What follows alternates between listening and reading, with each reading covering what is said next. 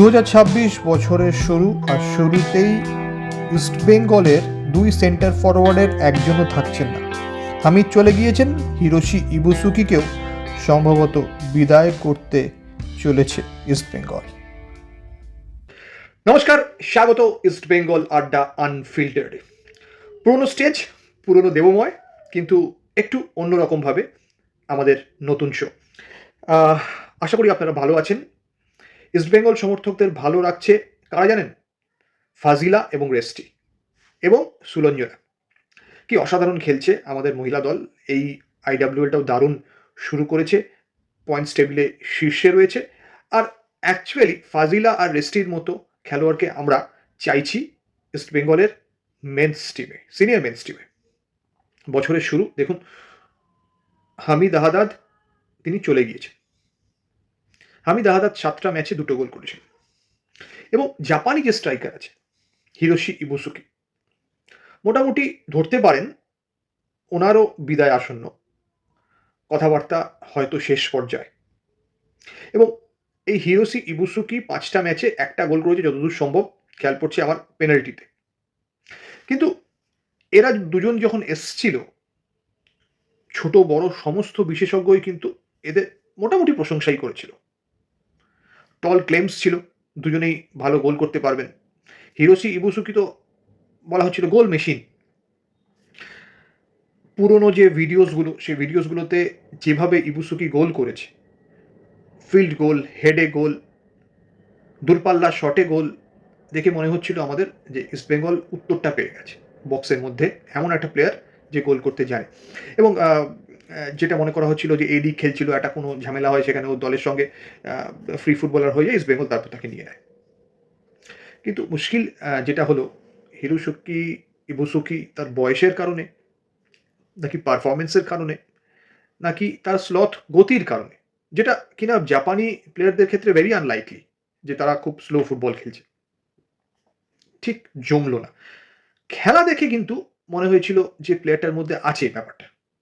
Touch ভালো, বল ডিস্ট্রিবিউশনও খুব একটা খারাপ করেনি, দু একবার হেডে গোল করতে গিয়েছে, টার্গেট হয়নি কিন্তু বল মিট করেছে, কিন্তু শেষ পর্যন্ত কিছু হলো না। তো এই কলকাতা ফুটবল না খুব ক্রুয়েল, জানেন তো। অনেক প্রতিমহারাতি এসেও কিছু করতে পারে না।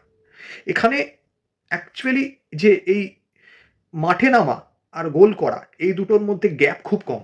দের is no honeymoon period. Kolkata ফুটবলে তারাই সফল হবে যারা নেমে সঙ্গে সঙ্গে গোল করতে পারবে।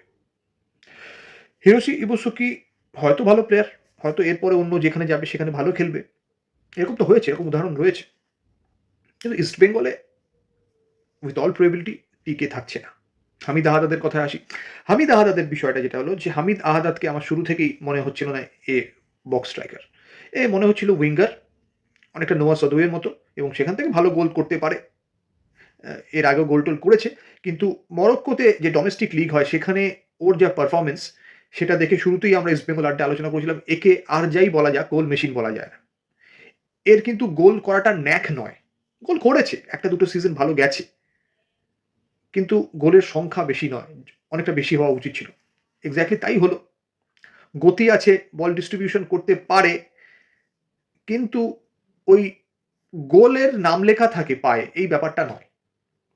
গোল করেছে, ওই যে বললাম 2টো গোল করেছে, গতি সম্পন্ন ফুটবল খেলার চেষ্টা করছিল, বল ডিস্ট্রিবিউশন করার চেষ্টা করছিল, কিন্তু এক্স্যাক্টলি ইস্ট বেঙ্গলের এই কাজটার দরকার নেই। যেটা বিপিন সিং করে, ঠিক আছে, যেটা এডমুন্ড করতে পারে, যেটা বিষ্ণু করতে পারে, আমার সেটা দরকার নেই। আমাদের দরকার যে গোল করতে পারে। দেখুন, ইস্ট বেঙ্গলের মিডফিল্ডাররা গোল করেছে, রশিদ গোল করেছে, মিগুয়েল গোল করেছে, বিপিন গোল করেছে, বিষ্ণু তো গোল করেই, মহেশ গোল করেছে, ডিফেন্ডাররা এসে গোল করে গেছে, কেভিন সিভিলি, আনোয়ার গোল করে গেছে। ইস্ট বেঙ্গলের সেন্টার ফরওয়ার্ডদের কোনো গোল নেই। এই একটাই সমস্যার জন্য ভালো দল তৈরি করে, ভালো অনুশীলন করে, ভালো ফুটবল খেলে ইস্টবেঙ্গলের কপালে এবছর একটাও ট্রফি জেতেনি।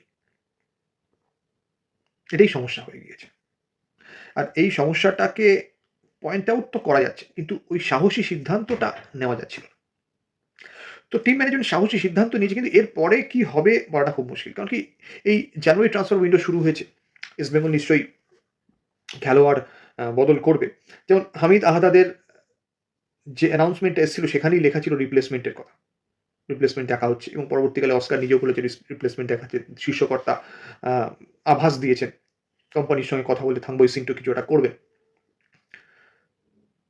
আর হিরোশি ইবুসুকি এখনো অ্যানাউন্সমেন্টে আসেনি, হোপফুলি খুব তাড়াতাড়ি হয়তো চলে আসবে, এটা আশা করা যাচ্ছে। এখানে যে বিষয়টা, সেই বিষয়টা হচ্ছে যে ইস্টবেঙ্গল কজন বিদেশি ফুটবলার নেবে? ভ্যাকেন্সি দুটো, এবং দুটো সম্ভাবনা এখানে রয়েছে। সম্ভাবনা 1 এবং 2 নিয়ে আলোচনা করব, যেটা বিভিন্ন কোয়ার্টারে শোনা যাচ্ছে যে প্রথম সম্ভাবনা ইস্টবেঙ্গল দুটো রিপ্লেসমেন্ট নেবে, দুটো বিদেশি ফুটবলার, দুটোই সেন্টার ফরওয়ার্ড। এই হামিদের মতো এরকম প্লেয়ার নয় যে কিনা মূলত উইঙ্গার কিন্তু সেন্টার ফরওয়ার্ড খেলতে পারে, এই টাইপের প্লেয়ার নয়, এক্স্যাক্টলি দুটো সেন্টার ফরওয়ার্ড। একজন প্রথমে খেলবে, তারপর 60-70 মিনিটে আরেকজন নামবে, এরকম ব্যাপার। নাম্বার 2 যেটা, সেটা হচ্ছে যে ইস্টবেঙ্গল একজন সেন্টার ফরওয়ার্ড নেবে, একটি বিদেশি ভ্যাকেন্সি খালি থাকবে। এটাও যথেষ্ট পপুলার ওপিনিয়ন হয়ে যাচ্ছে এখন, বিভিন্ন জায়গায় সেটার আলোচনা হচ্ছে। তার কারণ হচ্ছে যে আপনারা জানেন যে এই যে নতুন লিগটা হবে, নতুন লিগই আমি বলছি, এখন ইন্ডিয়ান সুপার লিগ শুরু হচ্ছে, নতুন ঢঙে শুরু হবে।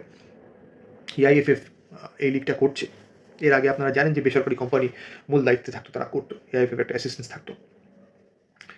এই লিগটাতে এখনো পর্যন্ত 13টা দল খেলবে বলে ঠিকঠাক হয়েছে।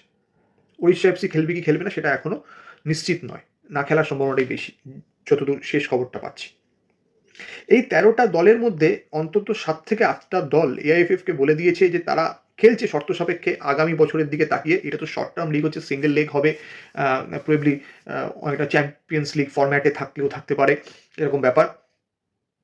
হোম অ্যাওয়ে থাকবে বলে শোনা যাচ্ছে, কিন্তু ব্যাপারটা সেটা ব্যাপারটা হচ্ছে লং টার্ম ভিশন কি, পরের বছর কীরকম হবে, কমার্শিয়াল পার্টনার থাকছে কি থাকছে না এটার উপর। এখন কমার্শিয়াল পার্টনার না থাকলে অনেক ফ্র্যাঞ্চাইজি দল খেলতে চাইছে না, অবভিয়াসলি তারা খরচ করে ফুটবলার নিয়ে আসবে, তাদের টাকা উঠবে না, কারণ কি কমার্শিয়াল পার্টনারের উপর ব্র্যান্ডিং ডিপেন্ড করে, ব্রডকাস্টিংও টু সাম এক্সটেন্ট ডিপেন্ড করে, তাই তো। তো আগামী বছরটা আগামী বছর, এবছর কি, এবছর যদি কমার্শিয়াল পার্টনার নাই থাকে, এখনো পর্যন্ত থাকতেও তো পারে কিন্তু নাই থাকে, এখনো পর্যন্ত নেই, তাহলে যেটা মনে করা হচ্ছে যে ফুটবলাররা যে টাকা পায় সেই টাকা তারা পাবে না, পে কাট হবে। ব্যাঙ্গালোর অলরেডি তাদের মালিক এরকম একটা আভাস দিয়েছে। দেখুন, আমি নাম বলতে চাই না, এরকম ফুটবলারও আছে যে বেঞ্চে বসে থাকে, বছরে 2.5 কোটি টাকা রোজগার করে। আপনারা হয়তো বলে দেবেন নাম, কিন্তু আমি নাম বলতে চাই না। দেশের ফুটবল মানচিত্রে এরকম ফুটবলারও আছে, মানে স্টার্টার নয়, 11-এ থাকে না, কিন্তু 2.5 কোটি টাকা চুক্তি। তো এই ধরন, এবং ভারত বাংলাদেশের কাছে হারছে। তো এই দুটো পাশাপাশি রাখা যাচ্ছে না। দেখা যাচ্ছে একটা বিদেশি ফুটবলারের মার্কেট প্রাইস হচ্ছে 9 কোটি টাকা প্লাস, কোনো জনের 11 কোটি টাকা প্লাস। আর এআইএফএফ খুব মানে কষ্ট করে তারা হয়তো 10 কোটি টাকা এই লিগটার পিছনে খরচ করবে, যে আপকামিং যে লিগটা আসছে। প্রত্যেকটা দল তারা 1 কোটি টাকা করে দেবে বলে শোনা যাচ্ছে, বা তার কমও হতে পারে, যেটা একটা পার্টিসিপেশন ফি বা ম্যাচগুলো আয়োজন করার খরচ টরচ এইগুলো থাকতে পারে, ঠিক আছে। তো এই জায়গায় দাঁড়িয়ে দেখা যাচ্ছে যে এমন একটা প্লেয়ার খেলবে তার মার্কেট প্রাইস এআইএফএফ এর কন্ট্রিবিউশনের থেকে বেশি। তো ভারতীয় ফুটবল এই জায়গায় দাঁড়িয়ে আছে। একটা সময় মই দিয়ে গাছে তুলে দেওয়া হয়েছে, যোগ্যতা ছিল না অনেক ফুটবলার এত টাকা পাওয়া, সেটা আন্তর্জাতিক ক্ষেত্রে তাদের পারফরমেন্সে প্রকট হয়েছে। আর এখন সেই গাছে তো তারা উঠে বসে আছে, কিন্তু মইটা কেটে নেওয়া হয়েছে, তারা গাছ থেকে নামতে পারছে না। কি করবে বলুন, এই তো অবস্থা। যাদের যোগ্যতা নেই তারা প্রচুর টাকা পেয়েছে, এখন ব্যাক টু স্কোয়ার ওয়ান, তারা এখন তাদের নিজেদের যোগ্যতা বুঝতে পারছে। তো যেটা হয়েছে, কিছু ফুটবল ফ্র্যাঞ্চাইজি তারা হয়তো পে কাট করতে পারে, খেলোয়াড়দের বেতন কমবে। ইস্ট বেঙ্গল কী করবে বা মোহনবাগান সুপার জায়ান্ট কী করবে সেটা বলা খুব মুশকিল, পরিষ্কার কোনো তথ্য বাইরে এখনো আসেনি। কিন্তু যে বিষয়টা বলছিলাম, লিঙ্ক এই জায়গাতে যেটা শোনা যাচ্ছে, ইস্ট বেঙ্গল হয়তো একজন বিদেশির কথাই ভাবছে, হয়তো কাল বাদে পরশু যদি ডিসিশন হয়ে যায়, কোম্পানি কি ডিসিশন নেবে সেটা বড় ব্যাপার, তাহলে দূরেও হতে পারে। কিন্তু যা প্রাথমিকভাবে শোনা যাচ্ছে, হয়তো একজন বিদেশির কথা ইস্ট বেঙ্গল ভাবছে। Primary reason is cost cutting. হ্যাঁ, এটাও ঠিক যে কিছু খেলোয়াড়কে হয়তো বিক্রি করা হতে পারে, কিন্তু সেটা এখনো নিশ্চিত নয়। আমি এই জায়গাতে আপনাদের একটা কথা বলতে, মনে রাখবেন যে ইস্ট বেঙ্গল একটা রিজার্ভ দল চাই, ইস্টবেঙ্গল কিন্তু কলকাতা লিগের ডিফেন্ডিং চ্যাম্পিয়ন, সুতরাং কলকাতা লিগও শুরু হবে, আইএসএলও চলবে ফেব্রুয়ারি 14 তারিখ থেকে। তো এই জায়গায় দাঁড়িয়ে ইস্টবেঙ্গল তো কলকাতা লিগের দলটাকে একদম জোলো দল করতে পারে না, ডিফেন্ডিং চ্যাম্পিয়ন। সুতরাং আমি সবাই যারা যারা সব ছেড়ে দিলাম, ব্যাপারটা তো সেরকম হবে না, একটা রিজার্ভ দলও তো দরকার। তো এদিকে অর্থ সমস্যা যে একদম নেই তা নয়, আমাদের ইনভেস্টার এখনো পরিষ্কারভাবে কিছু বলছে না। অনেক ফ্র্যাঞ্চাইজি ক্লাব তো মোটামুটি বলেই দিয়েছে যে এই বছর দেখছি, পরের বছর কি করবো জানি না, উড়িষ্যা খেলবে না বলেই মনে হচ্ছে। তো এই জায়গায় দাঁড়িয়ে এইসব ঘটনা ঘটতে পারে, না ঘটলে ভালো, কিন্তু ঘটতে পারে। কিন্তু পজিটিভ পয়েন্ট আমার যেটা মনে হয় এখানে, সেটা আমি বলতে চাই আপনাদের, সেটা হচ্ছে ভালো কথা। আমার এই এই যে ইস্টবেঙ্গল আড্ডা আনফিল্টারের ফার্স্ট এপিসোডটা করার আগে বিজয়দার সাথে কথা হচ্ছিল। বিজয়দা বলো, তুমি একটু বলো, যেটা আমি বিজয় চক্রবর্তীদার কথা, যেটা যে আমার খুব ব্যক্তিগতভাবে মনে হয়, আমারও মনে হয় যে ডেভিডের সুযোগ পাওয়াটা খুব দরকার। যদি একজন বিদেশি থাকে তাহলে ডেভিড বেশি সুযোগ পাবে, জেসিন সুযোগ পাবে, ঠিক আছে? তো বিজয়দার বক্তব্য হচ্ছে যে এতে ইস্টবেঙ্গলের খারাপ কিছু হবে না। হিরোশি ইবুসুকি এবং হামিদ আহাদাদ কি পরিমাণে ডুবিয়ে গেছে সেটা তো আমরা দেখতে পেয়েছি। তো এতে এমন কি খারাপ হবে আর, ঠিক আছে? আমার অনেকটাই তাই মতামত, কিন্তু আমার বক্তব্য হচ্ছে যে টিম ম্যানেজমেন্ট যদি পারে তাহলে দুটো বিদেশি নেওয়া উচিত। তার কারণ হচ্ছে যে হাজার হলো বিদেশি ফুটবলার যদি ক্লিক করে যায় তাহলে তো ফাজিলা, আর যদি ক্লিক না করে তাহলে হিরোশি ইবুসুকি। বুঝলেন তো, তফাৎটা এই জায়গায় দাঁড়িয়ে আছে, ঠিক আছে? তো বাই দ্য ওয়ে, ইস্টবেঙ্গল আজকে 3-0 গোলে জিতেছে, ওকে। এই যে আইডব্লিউএল হচ্ছে, এই আইডব্লিউএল এ ইস্টবেঙ্গলের পরেই যে দলটি মোটামুটি ভালো সেটা হচ্ছে গোকুলাম। তাদেরকে আমরা 3-0 গোলে হারিয়েছি। ফাজিলা একটা গোল ফার্স্ট হাফে করেছে, সেকেন্ড হাফে রেস্টি করেছে, আর সুলঞ্জনা করেছে গোল। তো এই জন্যই আমার মনে হয় যে টিম ম্যানেজমেন্টের উচিত দুটো বিদেশি নেওয়া, ঠিক আছে? এটা আমার বক্তব্য, এটা আমার মত।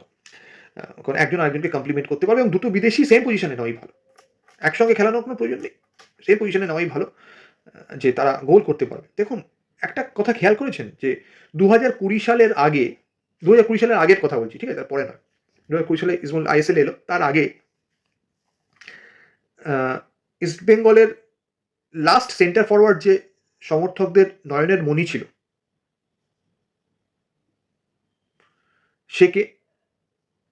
সে হচ্ছে সেই প্লেয়ারটা, এসকুইদা ফ্রম মেক্সিকো। তারপরে ক্লেটন ছাড়া এই ভালোবাসাটা আর কেউ পায়নি। The one and only Clayton Silva, the great Clayton Silva. আমার তো মনে হয় ক্লাব লিজেন্ড হয়ে গেছে।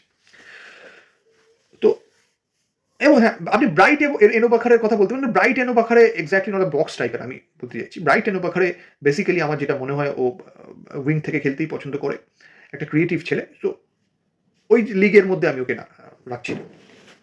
তো সেদিক থেকে দেখতে গেলে টাকা খরচ করেও ভালো প্লেয়ার কিন্তু পাওয়া যায়।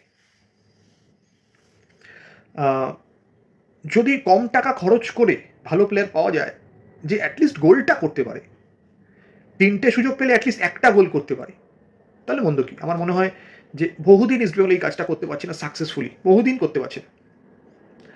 দলে ভালো স্ট্রাইকারের অভাব বহুদিন ভোগা হচ্ছে। আসুন না, আমরা সকলে মিলে কর্মকর্তাদের বলি, তারাই তো সব কিছু করবেন। এটা তো আমাদের ক্লাব, যে একটা র্যান্টি মার্টিন, একটা ডুডু বা চিডি, একটু আগে গিয়ে বলি একটা চিমাওকেরি, হয় না?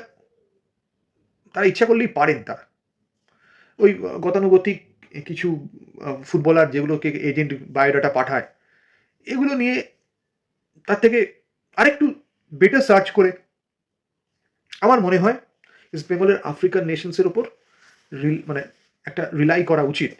Reliance should be on that. খুব একটা হতাশ ইস্টবেঙ্গল হবে না আমার মনে হয়।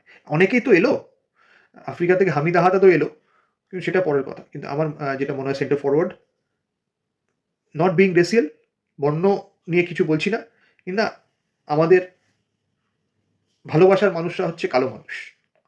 তাদের সাথে আমার একটা ভালোবাসা আছে। তাদের শরীরে না এইটা খুব ভালো জমে, এই কালারটা। ভাবুন তো একবার, আমি চিমা অকেরি থেকেই শুরু করছি। চিমা, ইউসুফ, ইউকুবু, সুলে, মুসা নামগুলো ভাবুন না একবার। ঠিক আছে? ওপারা নামগুলো ভাবুন। পেন অর্জি, কত বলবো নামগুলো ভাবুন। আমার মনে হয় একটা সময় এসছে, এটা একটা ছোট লিগ, ৯১টা ম্যাচ, প্রত্যেকটা দল যদি ১৩টাই দল খেলে তাহলে কত হবে? ১৪-১৫টা ম্যাচ হবে। যদি উড়িষ্যা খেলে তো ১৪টা দল হলে টেনে টুনে ১৯টা ম্যাচ হবে, একটু অঙ্কটা করে নিতে হবে। এই ছোট লিগের জন্য আমার মনে হয় যে হোক না, African nations, Cameroon, Nigeria, Ghana এইসব জায়গা থেকে দুটো আসুক না, দুটো সেন্টার ফরওয়ার্ড আসুক না। তাদের উপর আমরা একটু ভরসা করে দেখি না। অনেক তো ভরসা করা হলো এবং কিছু হলো না। আরেকটা বলতে পারেন, ইস্ট বেঙ্গলের ব্রাজিলিয়ানরাও খুব সাকসেসফুল। এরকম হতে পারে, একজন নাইজেরিয়ান, একজন ব্রাজিলিয়ান, তাহলে তো দারুণ ব্যাপার। এটা ভাবতেই ভালো লাগছে। এনিওয়েজ, আমার মতামত অনুযায়ী ইস্ট বেঙ্গলের দুটো প্লেয়ার নেওয়া উচিত। কস্ট কাটিংয়ের জন্য একটা হলে খারাপ লাগবে। দেখুন কী হয়। এই হচ্ছে ব্যাপার। অবশ্যই যারা যারা আছেন সকলেই এমন জানি দেখছেন যে যারা প্রত্যেকেই সাবস্ক্রাইবার। যদি নতুন কেউ দেখে থাকেন, নতুন চ্যানেলে এসেছেন, সাবস্ক্রাইব এখনো করেননি, প্লিজ সাবস্ক্রাইব করবেন। সকলে অ্যাটলিস্ট লাইকটা করে দেবেন, যারা সাবস্ক্রাইব করেছেন সকলে লাইকটা করে দেবেন। আর দেখা হবে খুব শীঘ্রই, আবার দেখা হবে। জয় ইস্ট বেঙ্গল।